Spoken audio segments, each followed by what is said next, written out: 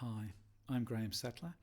I'd like to commence today by acknowledging the Wiradjuri people on whose land I'm recording this presentation here in Bathurst, New South Wales, Australia.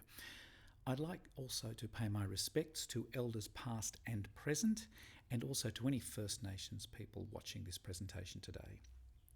Public choir, a challenge in inclusive practice. Inclusive musical activity in a non-metropolitan setting presents many challenges, including giving access to prospective participants who may not have a prominent voice in the community. They may not have access to convenient transportation and may feel a reluctance to step into the limelight, to take the risk of being exposed or embarrassed in any way. In this context, the term inclusive refers to participation by any and all community members who do not identify as served by formal musical activities or events, those for whom there is a or any perceived impediment to participation. Bathurst is a major non-metropolitan centre in New South Wales, Australia, approximately 200 kilometres west of Sydney. It has a population of just over 43,000, with a demographic and socio-economic profile in line with the state average. In March 2018, Mitchell Conservatorium, a not-for-profit community music education institution based in Bathurst, ran an event that was based on the principle of a handful of open access singing events internationally. It was most closely aligned with one held in major Australian cities, one called Pub Choir. The model, our model, involved no-cost participation in a group singing session held in a public bar, led by a conductor teacher and two guitarists. The song chosen for the evening would be announced via social media and radio the day prior. There would be neither requirement nor opportunity to prepare, and the process of learning the song and performing it would take approximately 90 minutes and be filmed for social media sharing after the event. Starting with 35 participants, by session 7 the numbers had increased to between 70 and 80. This level of monthly participation continued until February of this year. At the request of several regular participants, midway through year 1, a public choir t-shirt was designed and made available from a local clothing supplier. This became the unofficial uniform. By July 2019, Public Choir had operated 15 times and had developed a local public profile as a regular monthly event. There was a self-identified regular core attendee group and monthly broad community engagement in both the pre-event social media song selection poll and the post-event sharing of the performance video. Public Choir now presented as an established community of practice, displaying the three key elements of the domain, members brought together by a learning need they share, whether the shared learning need is explicit or not, and whether learning is the motivation for their coming together or a byproduct of it. The community, their collective learning becomes a bond among them over time, experienced in various ways, and thus not a source of homogeneity. And the practice, their interactions produce resources that affect their practice, whether they engage in actual practice together or separately. The developing group identity culminated in a 38-member public choir performance as an ensemble, all identifying with the public choir t-shirt at the major community event of the year, the Carols by Candlelight.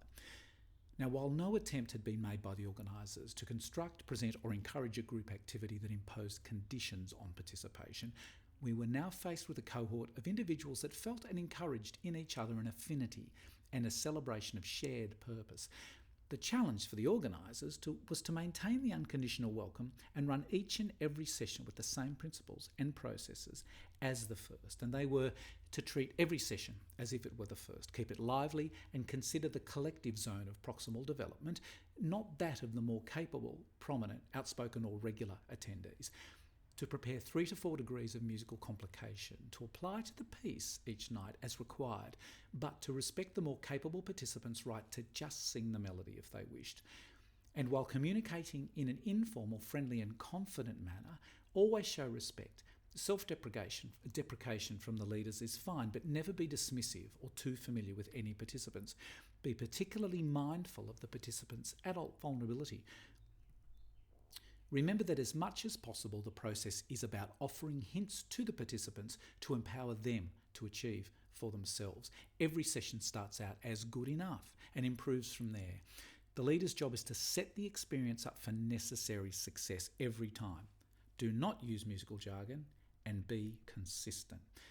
Prior to the pandemic, the typical public choir member was female, 55 to 64 years old, attending regularly with friends, contributing via the Facebook poll to the song choice, experiencing the activity as both musical and social, and open to involvement in another community music activity as a result of the public choir experience. Analysis of the qualitative data drawn from that same survey showed the emergence of 4 main themes of the public choir member experience, and that was fun and enjoyment, socialising and friendship, enhanced confidence, and the singing musical experience.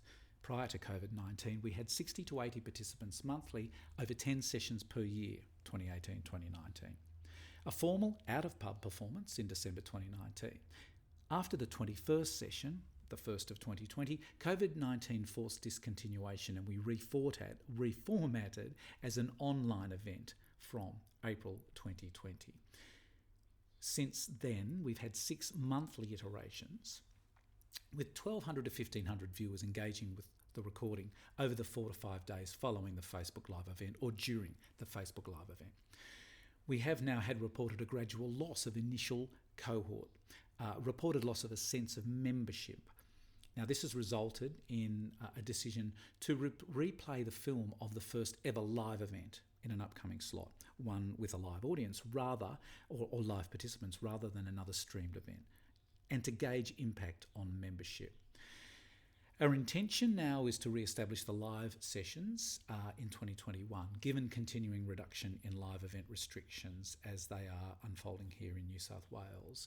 A couple of my favourite images to go out on from our Facebook Live sessions: a lovely pair of slippers and a glass of wine in somebody's home, and then somebody actually knitting and in fact whistling to something so strong. Thank you.